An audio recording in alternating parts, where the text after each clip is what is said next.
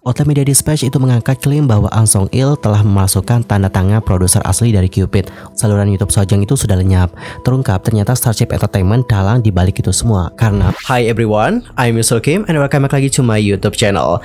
Sekali lagi terima kasih banyak buat kalian yang sudah ngeklik video ini dan juga nonton video ini. Thank you so much, dan aku doakan kalian menonton diberikan kesehatan, kebahagiaan, dan juga God bless you. Dan guys, dalam video kali ini seperti biasa kita akan membahas tentang topik-topik yang lagi panas untuk diperbincangkan dan tentunya sangat sayang banget untuk dilewatkan.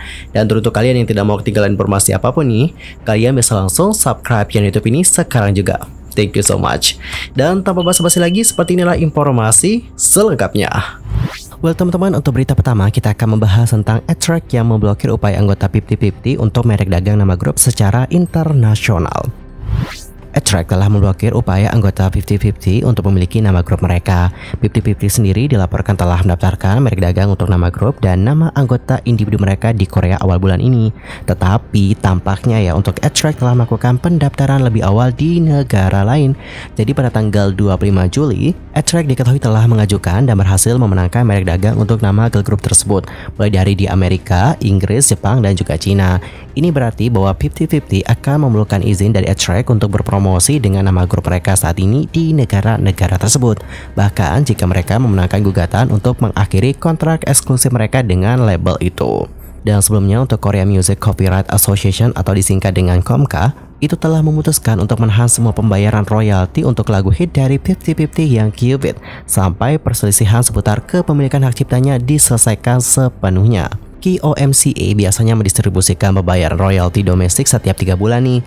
Namun sesuai dengan peraturan, asosiasi juga dapat mengambil keputusan untuk menahan pembayaran jika sebuah lagu itu terlibat dalam masalah hak cipta. Sebelumnya untuk label manajemen 50-50 yakni A-Track mengajukan gugatan terhadap The Givers. The Givers ini adalah perusahaan produser yang saat ini memiliki mayoritas klaim hak cipta untuk Cupid karena mereka mengamankan hak ciptanya melalui pemerasan. The Givers lantas ini membantah tuduhan tersebut dan juga mengklaim bahwa produser Ahn Sung-il yang merupakan kepala produser The Givers sudah menandatangani kontrak dengan produser asli dari Cupid untuk mendapatkan kepemilikan sah atas hak ciptanya.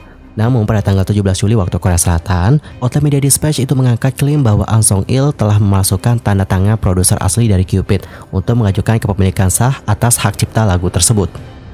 Di sisi lain, untuk Ahn Sung-il yang merupakan CEO dari The Givers secara terbuka mengaku memasukkan latar belakang akademis dan karirnya setelah menghadapi tuduhan. Dan berikut adalah bagaimana statement dari The Givers dalam siaran pers resmi di tanggal 25 Juli waktu Korea Selatan yang lalu.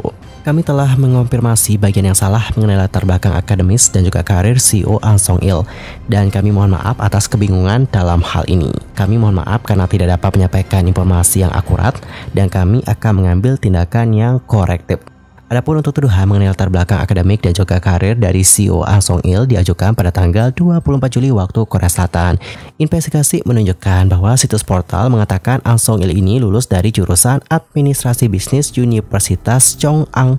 Namun dirinya tidak terdaftar sebagai alumni universitas tersebut. Selain itu ada juga perbedaan antara detail karir Ahn Sung-il seperti yang disebutkan di situs portal dan masa kerja yang sebenarnya. Mengakui kecurigaan ini, CEO Ahn dengan rendah hati menundukkan kepalanya. Ia juga sebelumnya sempat dituduh nih untuk mencoba memburu anggota dari agensi girl group 50-50 yakni A-Track.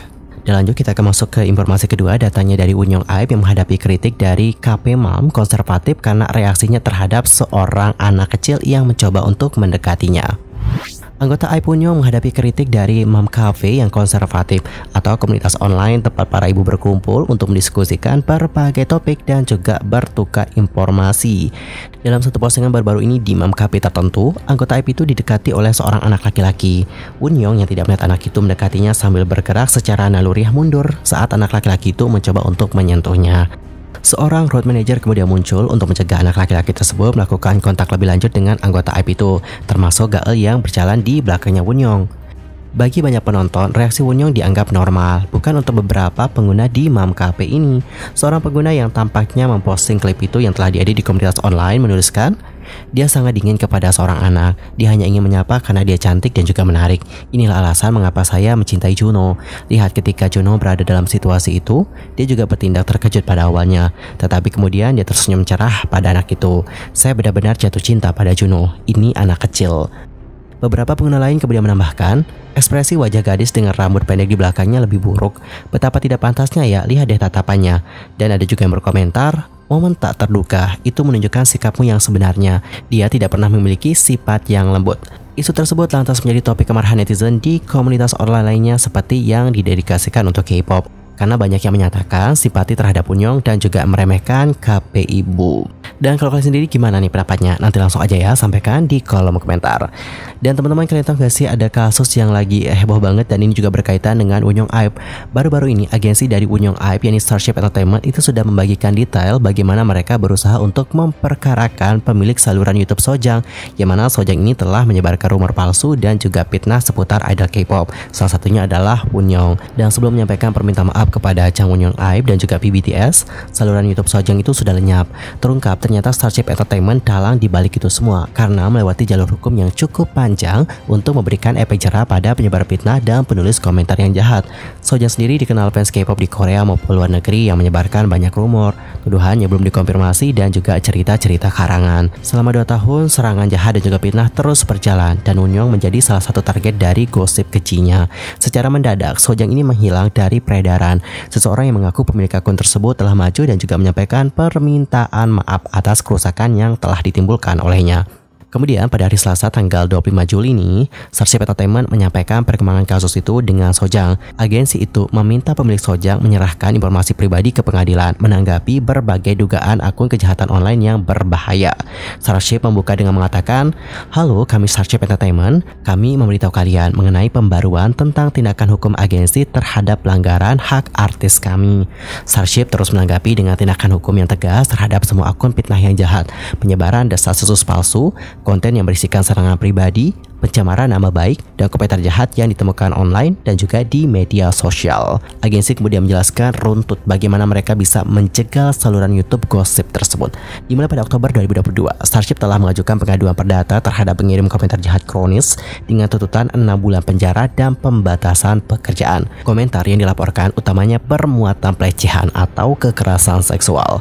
Sejak November 2022, Starship Entertainment sudah menggugat hukum perdana dan juga pidana baik di Korea maupun luar negeri terhadap saluran YouTube Sojang.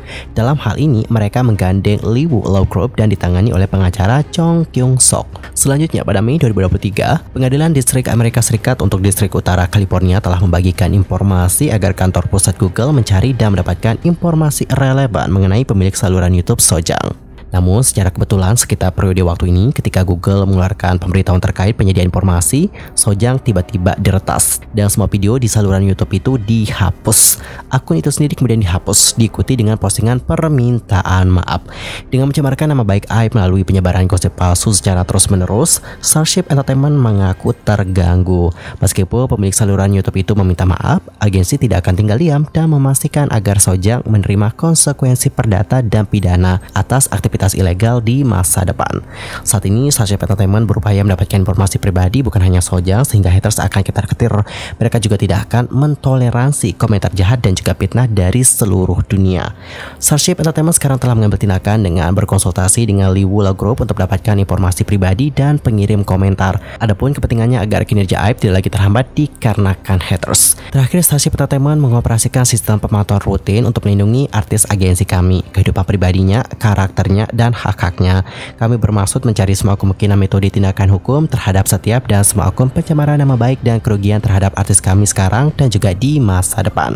Sebagai penutup, Starship Entertainment meminta penggemar untuk terus mengirimkan keluhan mengenai aktivitas mencurigakan yang menargetkan artis mereka, karena informasi semacam ini bisa dipakai persiapan untuk mengajukan gugatan. Dan sebenarnya aku juga sempat bahas tentang Sojang. Untuk Sojang itu juga pernah mau dituntut gitu sama Hype Label dan juga PBTS, bahkan waktu itu juga sempat speak up mengenai informasi yang sudah disebarkan oleh Sojang. Karena pada kali itu informasi yang disebarkan oleh Sojang itu juga ramai banget tuh teman-teman menjadi pembicaraan. Dan kalau kalian lihat bagaimana channel YouTube Sojang semasa aktif nih, sasaran utamanya itu adalah BTS dan juga artis-artis wanita atau idol wanita kayak gitu. Selain IVE, untuk member-member aespa kayak Winter, Karina itu juga kerap banget loh menjadi sasaran dari Sojang. Dan pada akhirnya dari sekian banyaknya idol yang udah diganggu sama Sojang nih, Starship Entertainment lah yang bergerak untuk melindungi Wonyoung dan juga member-member dari IVE yang lainnya. Karena kalau kalian lihat bagaimana video-video dari Sojang yang sudah diunggah di sana, itu banyak banget yang menyudutkan Wonyoung dan juga IVE. lantas bagaimanakah pendapat kalian mengenai hal yang satu ini? Nanti langsung aja ya sampaikan di kolom komentar. Well guys, jadi seperti itulah berita untuk hari ini, dan aku juga mohon maaf ya jika ada kesalahan baik dalam ucapan, sikap, tindakan, and everything. I'm so sorry banget. Dan kita akan jumpa di next video dengan informasi yang lebih hangat dan tentunya sangat sayang banget untuk dilewatkan.